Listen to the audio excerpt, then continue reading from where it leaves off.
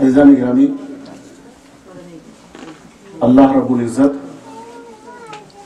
دو چیزوں کا اعلان کر رہا ہے کہ ہم نے بتحقیق کتاب مبین اور نور بھیج دیا ہے۔ یہ دونوں ساتھ ساتھ ہیں۔ کتاب مبین کا تو ترجمہ تمام مسلمانوں نے، مفسرین نے بڑی آسانی سے بتا دیا کہ کتاب سے مراد قرآن مجید۔ اب نور کے سلسلے میں ماننا پڑے گا، تحقیق کرنی پڑے گی، اس لیے کہ عقیدہ نہیں ہمارے بھائیوں کا کہ پیغمبر ختمی مرتبہ حضرت محمد مصطفیٰ صلی اللہ علیہ وسلم، یعنی کمال ہے کہ نور سے مراد بھی قرآن مجید اور کتاب مبین سے مراد بھی قرآن مجید۔ وہ اللہ جس کے پاس، میں اکثر کہا کرتا ہوں اس جملے کو، کہ وہ اللہ جو شارٹ میں بات کر رہا ہے، تفصیلات کا جس کے پاس وقت نہیں قرآن مجید میں بیان کرنے کے لیے، وہ نور بھی بتا رہا ہے، کتاب مبین بھی کہہ رہا ہے، حالانکہ بالکل عقل میں آنے والی بات ہے، اس لیے کہ اسلام نام ہے جو عقل کے مطابق ہو۔ کلما حکم بہ العقل حکم بہ الشرع وَكُلَّمَا حَكَمَ بِهِ الشَّرْعُ حَكَمَ بِهِ الْعَقْلُ۔ عقل جو کہتی ہے وہ شریعت ہے، جو شریعت کہتی ہے وہ عقل ہے۔ میرے بھائی کبھی کتاب پڑھی ہے بغیر نور کے؟ تو آپ نور کو، اس مادی نور کو ماننے کو تیار ہو، وہ اللہ کے نور کو ماننے کو تیار نہیں۔ جو نور نور مجسم ہے، جو نور نور مکمل ہے، سوال یہ ہے کہ اب یہ اس سلسلے کو صلوات پڑھیں، بابا سے بڑھیں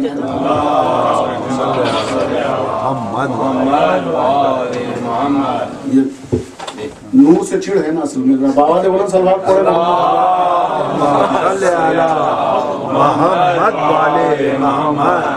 جہاں نور کا تذکرہ ہو وہاں شیطان حملہ ضرور کرتا ہے۔ ایک اور صلوات پڑھیں بابا سے بڑھیں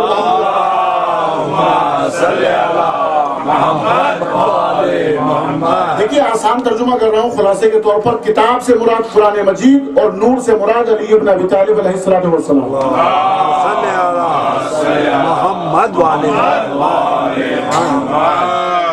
اب یہ بتائیے کہ کتاب کہاں سے آئی؟ کہتے ہیں اللہ نے بھیجی، ٹھیک ہے۔ سورہ فاتحہ سے لے کے سورہ والناس تک نزول ہوا قرآن مجید کا۔ آپ مانتے ہیں، عقیدہ ہے کہ نزول ہوا، ایک ایک آیہ کریمہ اللہ سبحانہ وتعالیٰ کی طرف سے نازل ہوئی ہے۔ بڑا سورہ، چھوٹا سورہ، مکی یا مدنی کوئی بھی ہو، لیکن سب اللہ کی طرف سے نازل ہوا۔ تو ہم نے کہا کتاب اور نور میں کوئی فرق نہیں ہے، کتاب اللہ کی طرف سے نازل ہوئی تو نور بھی اللہ کی طرف سے نازل ہوا۔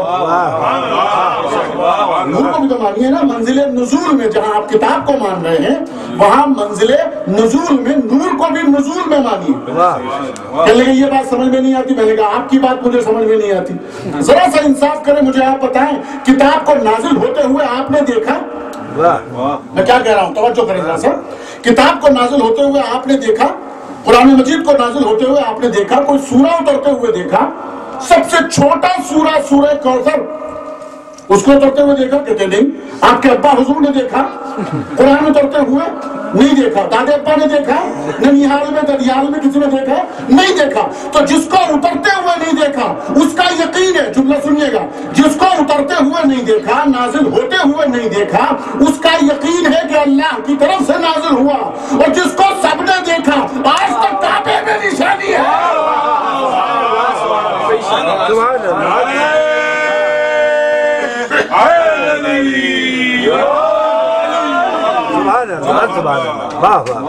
جس کتاب کو اترتے ہوئے نہیں دیکھا اس کا یقین ہے، اور جس کے لیے باقاعدہ اس طرح سے نزول ہوا، چونکہ نزول میں خوف ہوتا ہے، نزول میں خوف ہوتا ہے، اور اس کی سب سے بڑی علامت یہ ہے کہ خود اللہ کے گھر کی دیوار سنبھال نہ سکی، برداشت نہیں کر سکی،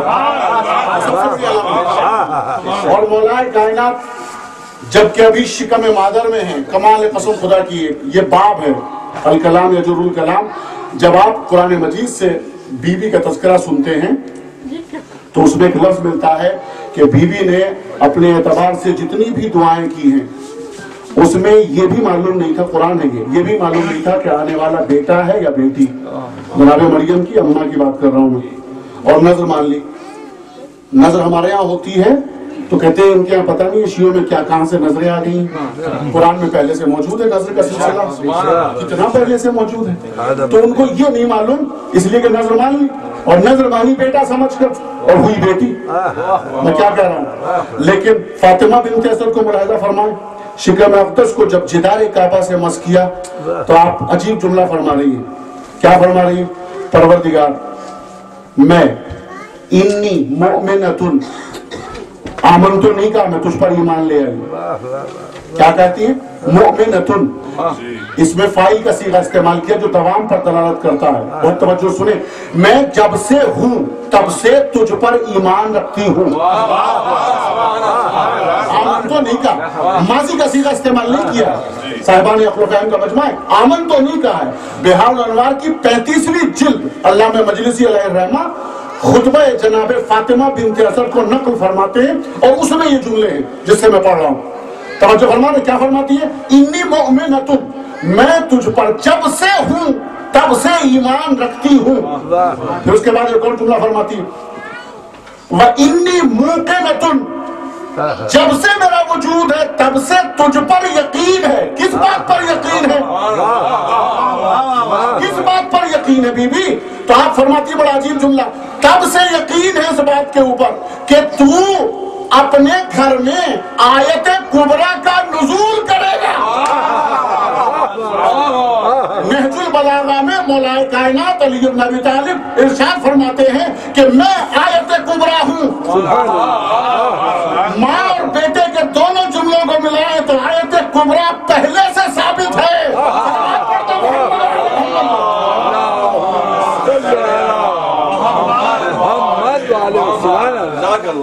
تیسرا جملہ فرماتی ہے وَمُصَدِّقَةٌ, سارے اسم فاعل کے صیغے ہیں, سب اسم فاعل استعمال کیا. مصدقۃ, جب سے میرا وجود ہے تب سے تصدیق کرتی ہوں. کس کی تصدیق؟ بجدی, اپنے جد کی, ابراہیم خلیل کی. کس بات کی؟ جناب ابراہیم نے دعا کی تھی, پروردگار لسان صدق عطا فرما میری نسل میں. سب خدا کی. اب یہ کب فرما رہی ہیں؟ پھر اس کے بعد کہتی ہے بے حق, اب جو واسطہ دیتی ہیں بیتکل, کہ اپنے بیت کے صدقے میں, اس بیت کے صدقے میں. پھر فرماتی ہیں والمولود التی فی احشائی, توجہ فرمائیں, اور اس مولود کی قسم, اس مولود کا واسطہ تجھے پروردگار. التی فی احشائی, التی فی احشائی, فی بطنی نہیں کہا ہے جو میرے پیٹ میں ہے, جو میرے شکم میں ہے. قرآن مجید نے جو لفظ استعمال کیے ہیں, جناب یحییٰ کے لیے استعمال کیا ہے, جناب عیسیٰ کے لیے استعمال کیا ہے, یا غلام استعمال کیا ہے, یا سبھی استعمال کیا ہے, یا بچے کے لیے آتا ہے جنین. توجہ کر رہے ہیں, اتنا وقت نہیں تفصیل میں جاؤں, جلدی جلدی سماعت فرما لیں.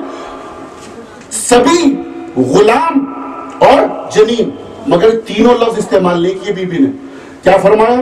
مولود, یہ بھی اس میں فاعل ہے, پتہ نہیں کب سے ولادت ہو چکی ہے.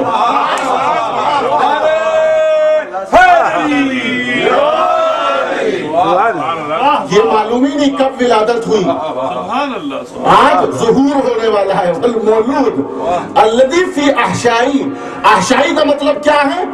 عجیب جملہ قسم خدا کی, جو عصمت کے پردے میں ہے. جو عصمت کے پردے میں ہے وہ نور, جس کی گزارش میں کر رہا ہوں سمجھانے کی, نور. اب سوال یہ ہے کہ اگر آپ نہیں مانتے میرے بھائی تو پھر یہ ہے کہ کون کس سے اتحاد کرے. ابھی زیدی صاحب فرما رہے تھے کہ اتحاد ممکن ہے کہ نہیں, اس لیے عرض کروں کہ کون کس سے اتحاد کرے, لیکن میجورٹی یہ ہے کہ وہ نور نہیں مانتے. بھائی میجورٹی کی بات نہیں ہے, بات یہ ہے کہ حق کون مانتا ہے, مختصری کیوں نہ ہو. میں کچھ کہہ رہے ہو, مثال دوں آپ کے سامنے, دلیل ہوگی جو عاقلانہ دلیل ہوگی. مثلا اسی باب الحوائج میں انشاءاللہ قاسم بھائی سے بات ہوئی ہے, پروردگار جلد سے جلد اس کو ایک بہترین تعمیر کی شکل میں ایک نئی بلڈنگ جو ہے وہ بن جائے انشاءاللہ. پھر مجمع بھی ہوگا اور سامعین بھی ہوں گے اور مجلس کا وہ لطف بھی. ایک صاحب آواز بولیں, صلوات پڑھیں.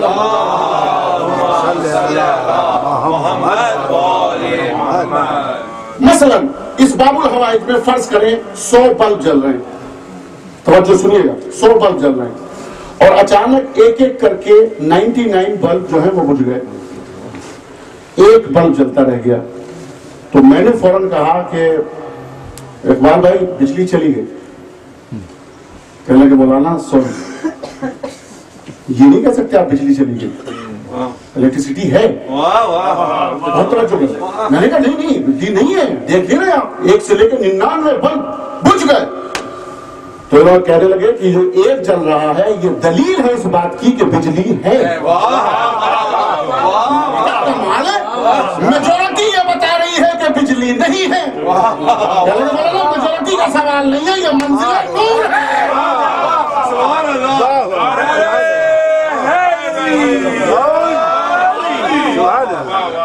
میں نے کہا پھر یہ فلسفہ کیا ہے, یہ فلسفہ کیا ہے, یہ 99 کیوں بجھ گئے, یہ ایک کیوں جل رہا ہے. تو عجیب فلسفہ. کہنے لگے یہ 99 بلب نے نور سے رشتہ توڑ لیا ہے.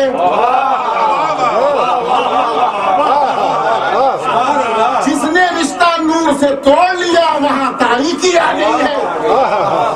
سوال یہ ہے کہ یہ ایک کا ہونا کیا یہ متحد ہو جائے اس کے ساتھ؟ اب اگر جو تھوڑے بہت رسول کو نوری مان رہے ہیں کیا اتحاد کی خاطر وہ بھی بے نور ماننے لگے؟ یہ تو نہیں ہو سکتا نا. اب اللہ نے کمال رکھا, منزل نور ہمیشہ بلندی چاہتی ہے, اس لیے پروردگار نے ہاتھ میں نور نہیں رکھا, گھٹنے میں نور نہیں رکھا. یہ دوسری بات ہے کہ لوگ عقل کے بجائے گھٹنے سے سوچتے ہیں. ان کے سمجھ میں کبھی مجلس نہیں آتی, نہ کبھی ولایت سمجھ میں آتی ہے. توجہ فرما رہے, نور کو نہ ہاتھ میں رکھا نہ جسم میں رکھا. کہاں رکھا؟ نور کو رکھا سر میں. توجہ فرما رہے, نور کو رکھا سر میں. یعنی منزل نور جب بھی ہوتی ہے وہ بلندی چاہتی ہے. پھر اس کے بعد جب نور کو اللہ نے اس لائق کیا کہ اس سے انسان کچھ فیضیاب ہو تو اس کو 2 حصوں میں تقسیم کر دیا, ایک داہنی آنکھ میں ایک بائیں آنکھ میں. یعنی اللہ کی سنت یہ بھی ہے کہ وہ نور ہمیشہ بلندی پہ رکھتا ہے. دوسری سنت یہ ہے کہ نور تنہا کام نہیں کرتا, 2 حصوں میں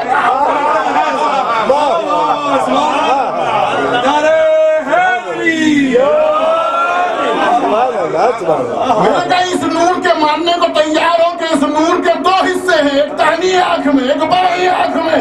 اللہ نے کہا یہ بھی نور اکیلا ہے, 2 حصوں میں تقسیم ہوا, ایک آفتاب رسالت بنا دوسرا مکتب.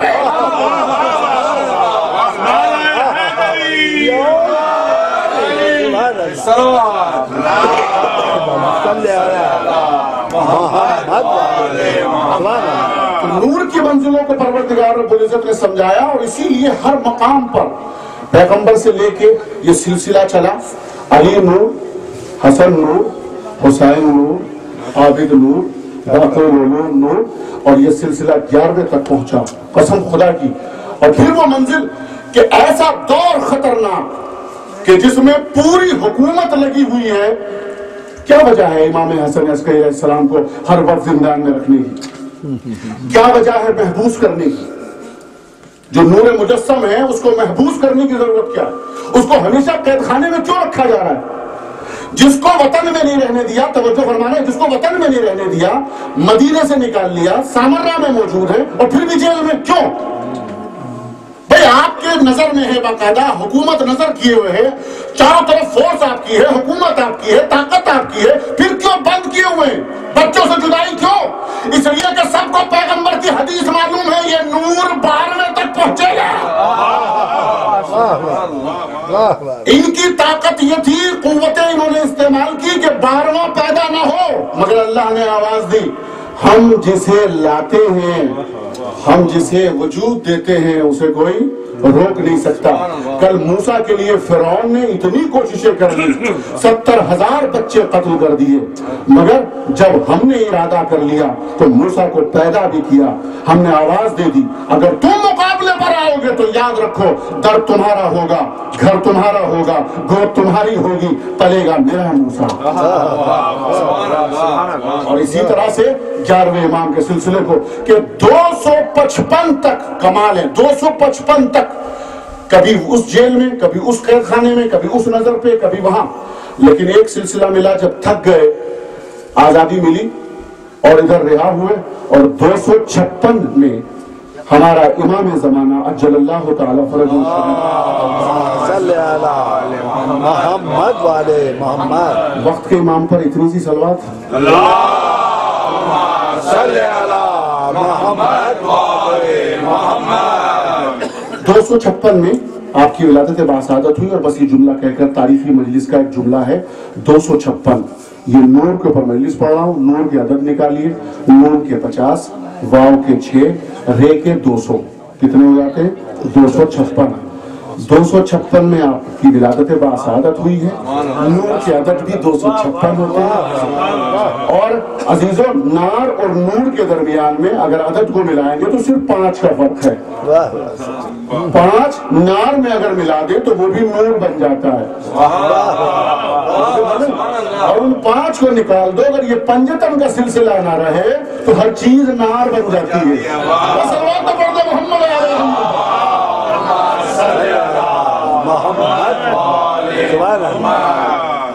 تو اتنی کوششیں کی. آج ہم بیٹھے ہیں یہاں پر عزیزوں. الوداعی مجلس کہتے ہیں اسے. اور یہ الوداعی مجلس کا مطلب معلوم ہے کیا ہے؟ کئی وجہ ہیں اس کی الوداعی مجلس کی. پہلی تو الوداعی مجلس اس عنوان سے بھی ہے. ہمارے یہاں جو ہندوستان پاکستان میں سب جگہ کے اوپر الوداعی مجلس کا ایک مفہوم ہے. باقاعدہ ہماری مائیں بہنیں وہ آج اس مجلس کو بڑے اہتمام سے جگہ جگہ کے اوپر نہایت ہی رقت, نہایت ہی ماتم, حسرت بھری نگاہوں سے ہر انسان یہ محسوس کرتا ہے کہ اب نہ جانے زندگی رہے نہ رہے. اگلے سال تک ہم مولا کو الوداع کہنے کے لیے آئے. اور یہ سب سے بڑی دولت ہے ہمارے پاس کہ جس کو آج ہم الوداعی مجلس کے عنوان سے یہاں پر سماعت کرنے کے لیے آئے ہیں, رونے کے لیے آئے ہیں, گریہ کرنے کے لیے آئے ہیں. مولا ابوالفضل عباس کو الوداع کرنے کے لیے آئے ہیں, مولا حسین کو الوداع کرنے کے لیے آئے ہیں. یہ سمجھ کر پہلی چاند سے لے کر اور آج تک. لیکن اس کے باوجود جہاں جہاں مجلسیں ہوئی آپ نے بڑی محنتوں سے اپنے آپ کو پہنچایا. مگر کیا کوئی دل مطمئن ہے؟ میں آپ سے قسم دے کے پوچھ رہا ہوں اس فرش اعلیٰ کی, کیا مطمئن ہے کہ ماتم دل کھول کے کر لیا, سکون مل گیا ماتم کر کے؟ نہیں, بے چین ہے دل. کیا آنکھوں میں سکون مل گیا کہ ہم حقیقت میں گریہ کر چکے جیسے بی بی زہرا سلام اللہ علیہا اپنے بچے کے لیے ہونا چاہتی؟ کیا ہم ایسے رو سکے؟ کیا زینب و کلثوم کے لیے واقعہ ہم نے ان کے پردے چھننے کے لیے ہم نے اس طرح سے ماتم کر لیا جو ماتم کرنے کا حق ہے؟ علامہ شیخ مفید اپنی کتاب میں لکھتے ہیں وہ ایک خاتون عزادار کا واقعہ کہ جو عزاخانہ سجاتی تھی ہر سال. اب تو معلوم ہے ایک سال ایسا بھی آیا کہ اس کے پاس مال اسباب سے کچھ نہیں تھا کہ وہ فرش ایسا بچا سکے, مجلس کر سکے. ادھر مریض بھی ہے, عالم مرض میں بھی ہے. ایک مرتبہ قریب آتی ہے جہاں پر علم سجا رکھے تھے, وہاں آ کے بیٹھ گئی اور بیٹھنے کے بعد رونے لگی کہ مولا یہ سال ایسا آ رہا ہے کہ اب تو میں سجا بھی نہیں سکتی, فرش ایسا بچا بھی نہیں سکتی, نیاز دینے کے لیے کچھ نہیں ہے. لوگ آئیں گے مجلسوں میں ماتم کرنے کے لیے تو میں شربت تک نہیں پلا سکتی. حالات ایسے نہیں ہے, جسم میں طاقت نہیں ہے. مگر چاند نمودار ہوا. روایت بڑی عجیب ہے کہ اتنے میں جب الباب کسی نے کیا جو دروازہ کھولا تو برقع پہنچ اس دروازے پر موجود ہے. آج آپ تابوت اٹھائیں گے 11ویں امام علیہ السلام کا. یہ کئی مناسبتیں ایک ساتھ ہیں. بیوی آ گئی, پوچھا آپ کون ہیں؟ کہ تمہیں ضرورت تھی نہ کہ کوئی مدد کرے تمہارے عزاخانے میں تاکہ مجلس آسانی سے ہو جائے. کبھی بھی آپ کا شکریہ. عزیزو 1 دن 2 دن باقاعدہ سلسلہ چلتا رہا. 7ویں محرم جب آئی تو بی بی ہائے میرا لال کہہ کے رونے لگی. ایک مرتبہ میزبان کہتی ہے بی بی یہ کہہ کے مت رو. تو ایک مرتبہ سنا غور سے ہائے میرا لال حسین. جیسے ہی یہ کہا تو کیا یہ مت کہو, نام مت لو. اگر تمہارا بیٹا بھی حسین ہے تو یہ کہہ کے مت لو. بار بار روک رہی ہے. اور جب عاشور آ گئی تو اب تو اس بیوی سے وہ سوا سے رکا نہ گیا. تڑپ کے رک کر کے بے ہوش ہو جاتی تھی. اور جب عاشور گزر گئی تو اب بیوی وہ رخصت ہونے لگی تو ایک مرتبہ یہ میزبان اس کی مجلسیں اتنی شاندار ہو گئی جو کبھی پہلے نہ ہوئی تھی. عزاخانہ خوب سجا. تو اس کے پاس جو کچھ بھی تھا اس کو جمع کیا، اور جمع کرنے کے بعد ہاتھ جوڑ کے کہتی ہے بیوی معاف کرنا، مال دنیا سے میرے پاس کچھ نہیں ہے، مگر اتنا تھوڑا سا محنتانے کے طور پر کچھ لے لیجئے، اس کو لے جائیے۔ بس یہ جملہ کہنا تھا کہ ایک مرتبہ اس بیوی نے کربلا کا رخ کیا، آواز دی میرے لال حسین اب تیری آزاداری کے بدلے میں مجھے محنتانہ بھی دیا جائے گا۔ علامہ شیخ مفید کہتے ہیں کہ اتنا جملہ کہا، اور یہ جب لال حسین کہا تو یہ کچھ سمجھنے لگی، اور اتنا کہتے ہی یہ زمین پہ گری رش کھا کر اب جو ہوش آیا تو کوئی دکھائی نہ دیا، تب سمجھی کہ بانی مجلس حسین کی والدہ خود آ گئی ہے۔ آج 11ویں امام کا تابوت الوداع کر رہے ہیں، زمانے کا امام یتیم ہو گیا، عمر مبارک بھی اتنی تھی جیسے کربلا میں سکیلا کی ہو گئی۔ ارے میں کیسے عرض کروں؟ آئیے اتنا جملہ ضرور عرض کروں گا میرے مولا، کم از کم آپ نے اعجازی طور سے صحیح کم سے کم غسل تو ملا، آپ کے بابا کو کفن تو ملا، جنازہ اٹھا تھا ان سے، باپ کے پہلو میں دفن کر دیا گیا۔ ہاں ہاں، جس کے وارث ہوتا ہے نا، جس کا وارث ہوتا ہے، چاہے اتنی عمر میں کیوں نہ ہو، 4-5 سال کی عمر کیوں نہ ہو، اس کے باپ کا جنازہ دھوم سے اٹھتا ہے۔ لیکن آئے کربلا میں سید سجاد، آپ کا بابا بے گور و کفن لاشا پڑا رہا، رونے کے لیے بیٹی موجود۔ اور الوداعی مجلس کے لیے بس 2 جملے اور زحمت تمام کر رہا ہوں۔ اللہ اکبر، ایک اور سبب ہے الوداعی کا، جب یہ لٹا ہوا قافلہ، جب رسول کی قبر مبارک کو زلزلہ آیا، وہ بڑا خطرناک موسم ہے، اور وہ یہی دن ہے، یہی گھڑی ہے جب زینب اجڑ کر کوفہ و شام سے مدینے پہنچی۔ عجب نہیں رسول کی قبر کو زلزلہ آیا، جب زینب نے کہا نانا، زینب اجڑ کے آ گئی، اماں کی قبر پہ پہنچی۔ اماں، جب کوئی باہر سے آتا ہے نا تو کوئی نہ کوئی تحفہ لے کر آتا ہے، میں بھی تحفہ لے کر آئی ہوں، آپ کے ہاتھوں سے بنا ہوا کرتا، میرے بھیا حسین کا خون میں رنگین قبر مبارک پر ڈالا۔ اے ابا، میرا بھیا مر گیا، میرا گھر اجڑ گیا، میں قلعہ زینبیہ سے یہ منظر دیکھتی رہی۔ سيعلم الذين ظلموا أي منقلب ينقلبون، ألا لعنة الله على القوم الظالمين، إنا لله